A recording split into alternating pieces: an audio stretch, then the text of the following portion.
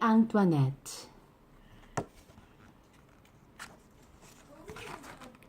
Chapter 1.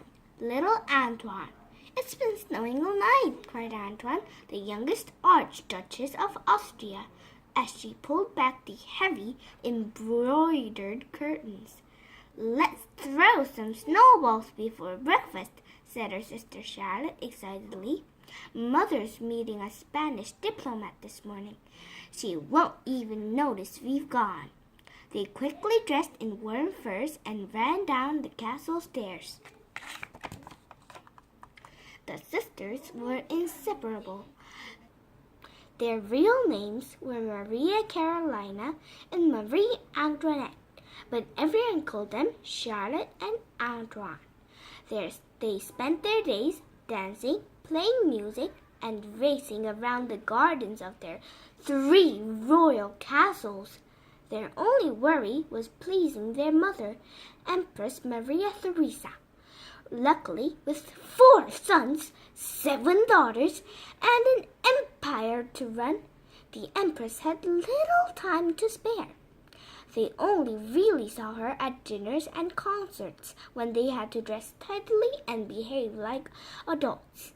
Musicians came from all over Europe and to entertain the Austrian royal family. Who's playing tonight?" Antoine asked her governess early one morning. "His name is Mozart," replied the governess, "and he's a child genius." When Mozart arrived, the sisters stifled a giggle. He was only 6, the same age as Antoine. But as soon as his fingers touched the keyboard, the girls were spellbound.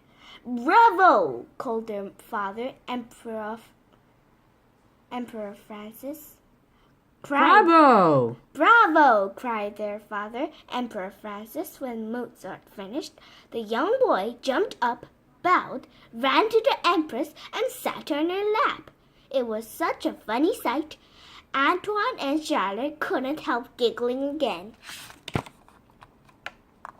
When the Empress wasn't listening to music or working, she was busy arranging marriages for her children. I think Mother's found another wife for Joseph," whispered Charlotte one afternoon in the garden. Joseph was their eldest brother and heir to the Austrian Empire. The whole family had been upset when his first wife died, giving birth to a daughter. Why would he want to get married again?" asked Antoine. "Well, Mother says he needs a son. Mother says he needs a son." The 2 girls loved discussing. Excuse me. Discussing other people's lives. One day they would have to marry as well, but that seemed a long way off. Besides, their older sisters would need husbands first. Joseph's second wedding was a magnificent occasion. The composer Gluck had written a musical especially with parts for Antoine's older brothers and sisters. When the applause died down, the younger children came on stage to dance a ballet. In a ballet about love. Antoine held a crook and played the role of shepherdess.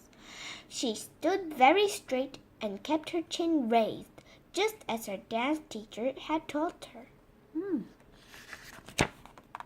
Okay, fortunately for Antoine, dancing, music, and embroidery, the things she liked most, were crucial to a royal upbringing. "If you can dance, sing and saw," said a governess, "you are sure to impress your future husband." Antoine loved her governess. She was a kind and gentle teacher. and she knew Antoine struggled with reading and writing, so she made those lessons extra short. But one morning, the governess appeared very nervous. "The Empress wants to see of your writing." Some of your writing. "Some of your writing," she said. "So I've written some words on a page. You just need to trace over them." Relief swept over Antoine's face. Even tracing was hard work, but at least it would keep her mother happy. The first of Antoine's sisters to marry and move away was Marie Christine, known at home as Mimi. She was a bossy, annoying older sister, and Charlotte and Antoine were glad to see her go. But their mother was in tears. Mimi was her dearest daughter, and she would miss her deeply. "Our governess says, Mother, let Mimi for love." Marry for love. "Marry for love," whispered Charlotte as they watched Mimi drive away. She said Mother married for love too. The following year, Antoine's father died suddenly, plunging the royal family into mourning. The Empress was Inconsolable. She immersed herself in work for her empire and wore nothing but black for the rest of her life. For the rest of her life. For Antoine, now 11, life was about to get worse. Her sister Josepha was due to marry Ferdinanda of Naples, the King of Spain's son. The deal was already signed and sealed when Josepha caught smallpox and died. Amidst the shock and sadness, Charlotte burst into Antoine's room. "I can't bear it," she cried, tears staining her cheeks. "Mother said the King of Spain could choose another bride for his son, and he's chosen me." Antoine stared at her sister in horror. She hated being away from her beloved Charlotte for even a day. Now fate and their mother's ambitious plans were to separate the two sisters, maybe forever. She's really crying. Yeah. But it's a picture. It is drawing, okay? So chapter 2, wedding preparations. Antoine passed the lonely days that followed playing her harp and stitching ornate patterns. When her gentle governess was replaced with a much stricter teacher, Antoine grew sadder still. What worried her most was her mother's sudden interest in all that she did.